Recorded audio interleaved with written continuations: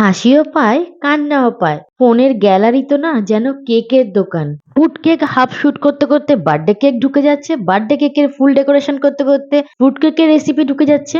আমি একটা কেক শুরু তো করছি কিন্তু তার মাঝখানে অনেক কেক ঢুকে যাচ্ছে, তাই ভিডিওগুলো তোমাদেরও কিন্তু একটু এদিক ওদিক হয়ে যাচ্ছে।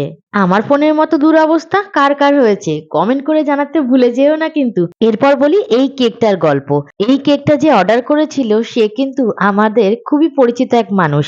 তার কাছে অ্যান্ড্রয়েড ফোন নেই। সে আমি কি কেক বানাই সেটাও জানে না, শুধু আমাকে বলেছিল একটা সুন্দর দেখে বার্থডে কেক করে দিতে। দাদাটাই কেকটা নিয়েছিল তার ছেলের জন্মদিনের জন্য।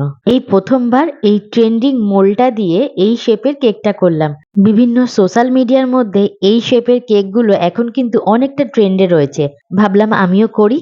তো কেমন হয়েছে ডেকোরেশনটা সেটা তো তোমরা অবশ্যই আমাকে কমেন্ট করে জানাবে। নতুন কিছু যখন করতে পারি তখন কিন্তু আনন্দটাই একটু অন্যরকম হয়। আমরা হোম বেকারসরা এটা তো সবাই মানি, যখন কাস্টমারের কোনো রকম ডিমান্ড থাকে না ডেকোরেশন নিয়ে বা কোনো শেপ নিয়ে, তখনই কিন্তু আমরা মন খুলে যে কোনো কেকের মধ্যে এক্সপেরিমেন্ট করতেই থাকি। আর এই কেকের মধ্যেও আমি তাই করেছি।